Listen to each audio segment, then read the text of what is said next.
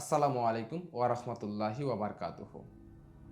আবারও বছর ঘুরে ফিরে এসেছে পবিত্র মাহে রমজান।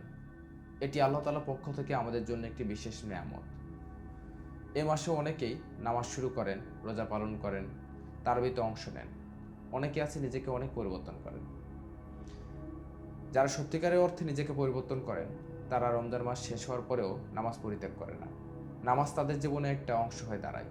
এই মাসে পাপ কাজ করতে হৃদয় কাঁপে, মিথ্যা কথা বলতে জিহ্বা থমকে যায়, হারাম দৃষ্টি থেকে চোখ নামিয়ে নেওয়া সহজ হয়। কারণ এই মাসে শয়তানকে শিকল পরানো হয় আর মুমিনের অন্তরে তাকওয়া জাগ্রত হয়। রাসূলুল্লাহ সাল্লাল্লাহু আলাইহি ওয়াসাল্লাম বলেছেন, যে ব্যক্তি আল্লাহ তাআলার দিকে এক ধাপ এগিয়ে যায়, আল্লাহ তাআলা তার দিকে 10 ধাপ এগিয়ে আসেন। তাই আজই দোয়া করুন, ইয়া আল্লাহ, আমাদেরকে তাকওয়ার পথে রাখুন, সঠিক ন্যায় ইনসাফের পথে রাখুন। এবং এই মাসে যারা মানুষের পরিবর্তন দেখে হাসাহাসি করে, তাদেরকে সঠিক জ্ঞান বোঝা তৌফিক দান করুন।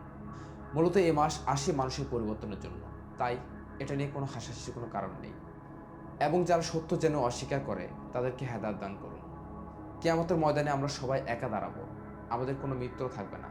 তাই আজকের এই রমজানই আপনার জীবনে ফিরে আসার একটা সঠিক সুযোগ। আল্লাহ আমাদের সবাইকে হেদায়েত দান করুন, আমিন। ওয়া আসসালামু আলাইকুম ওয়া রাহমাতুল্লাহি ওয়া বারাকাতুহু।